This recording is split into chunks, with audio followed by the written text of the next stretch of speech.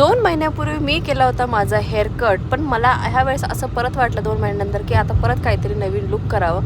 नवीन look करण्यापेक्षा म्हटलं तो जो आहे ना तोच थोडासा व्यवस्थित छानपैकी करून घ्या, म्हणून मी आली सलूनमध्ये आणि मी यावेळेस घेऊन आली कृष्णाला.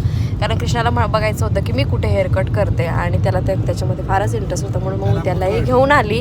आणि इथं ज्याच्याकडनं मी हेअर कट करून घेतलं ना त्याच्यासाठी वाट बघायला मला जवळजवळ 2 तास लागले, कारण तो प्रोफेशनल होता busy.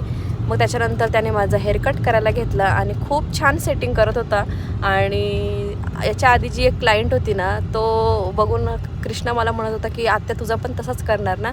So finally hair cut झाला आणि आम्ही घरी आलो. येताना बनाना घेऊन आला आणि कृष्णाने गाडी आणली म्हणून त्याला खूप मजा आली आणि त्याला खूपच भारी वाटलं. त्याच्यानंतर ॲज युजल लिफ्ट बंद असल्यामुळे जिन्याने चढलो आणि घरी आल्यानंतर खूप भूक लागली, म्हणून ना कृष्णाने आम्ही प्लॅन केला व्हाईट सॉस पास्ता बनवण्याचा. सो पास्ता बनवायला घेतला आणि पास्ता वगैरे मस्त बनवला आणि तिघांनी मिळून सगळ्यांनी तो एन्जॉय केला. सो चलो हा ब्लॉग मी इथे सेंड करते. भेटू एका छानशा ब्लॉगमध्ये. तोपर्यंत बाय.